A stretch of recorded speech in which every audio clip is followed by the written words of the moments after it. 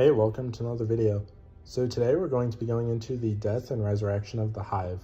But before we begin, please be sure to like the video, subscribe to the channel, join the Sith Citadel Discord, links in the description, and consider becoming a join member or sending us super thanks if you wish to further support the channel. Otherwise, let's jump straight into it. Resurrection in general is seen as heretical by the Hive who follow the sword logic. To the Hive, death is the principle of sword logic to attaining apotheosis, to take and grow stronger after defeating an opponent. If the slain were resurrected, it would be contradicting the logic it violated. For example, Nokris, who learned the secrets of necromancy from Zal, was branded a heretic, exiled from his kind, and condemned to obscurity as his father removed nearly all traces of his name. The rules of death are somewhat different to the Hive than they are to humans. This is mostly notable and exemplified by the concept of ascendants.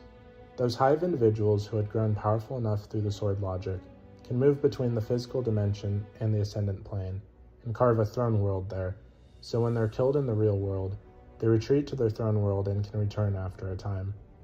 Only death occurring in their own throne world is a true final death in terms of the Hive. It appears that dying in another's throne world is reversible, as illustrated in the Books of Sorrow, where Oryx resurrects his sisters, having killed them both within his throne world. It is likely that this was possible because the sisters had already established their own throne worlds. Furthermore, the manner in which Oryx brings his sisters back is very particular. He does it by defining their nature through acts of war and cunning.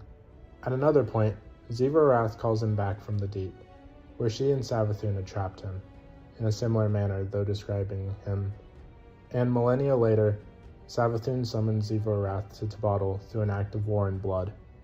Another example of a Hive dying in another's throne world and then coming back is Yet the Death Singer, being one of the bosses of the raid Crota's End. She dies in his throne world, but can later be seen attending Crota's ritual of passing in the mission Last Rites. Crota's mate Omnigul is also notable for returning after having been killed by Guardians. It can be a hint towards her being an Ascendant Hive.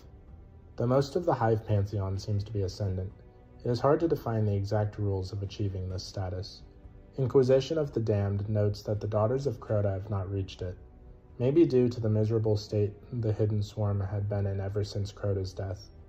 Hurax the Mindbender managed to carve out a small throne world thanks to the power of murdering Cade Six providing him, but his mate In Anan is yet to be seen coming back from beyond the grave. Savathun's daughters, Balwer and Dul Inkaru, are noted having some protection from dying, with Balwer's death being hidden well, according to Oryx. But there is no information whether her other child Malak or Oryx's twin daughters Irinuk, Halak, the inventors of death hiding technique in the first place, had some sort of throne world or an oversoul as well. There are other ways of protecting oneself from death, aside from having a throne world. The aforementioned oversoul is one of them.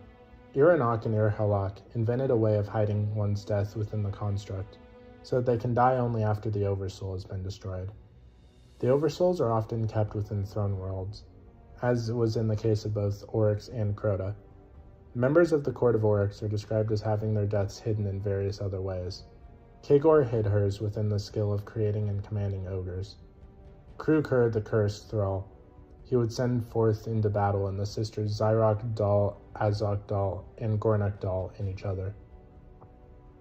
Other than Nokris's necromancy, other blasphemous acts of defying death could be seen in the adventure Deathless on Titan, where Savathun's brood repeatedly killed and resurrected Takal Dar the Unbreakable, and the story of Hashladun and her sisters trying to bring back Oryx.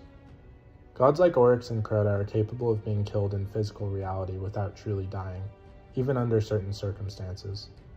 Ascendant Hive gods can be reborn even if killed in the Ascendant plane, so long as their souls are preserved. They can re-emerge in corporeal form at a later time. If they're killed in their respective throne world, however, their death will be permanent. According to the Spider, 2 other methods of permanently killing Hive gods exist, but remain currently unknown. One of them possibly is to sever their connection to the throne world with enough strength from blood tiths, rendering them mortal. Another is for their worm to fully consume their whole being if they are left starving of blood tiths. In addition, separation from the host swarm also causes certain deaths due to the separation of their power with it. In descending order of importance, the current hierarchy of the Hive's religious figures are as follows: the Witness, the First Knife, original master and creator of the Taken, and the entity controlling the Hive and Worm gods through the deeds of Riluk. So what did you guys think of the death and resurrection of the Hive? Please let me know in the comments down below.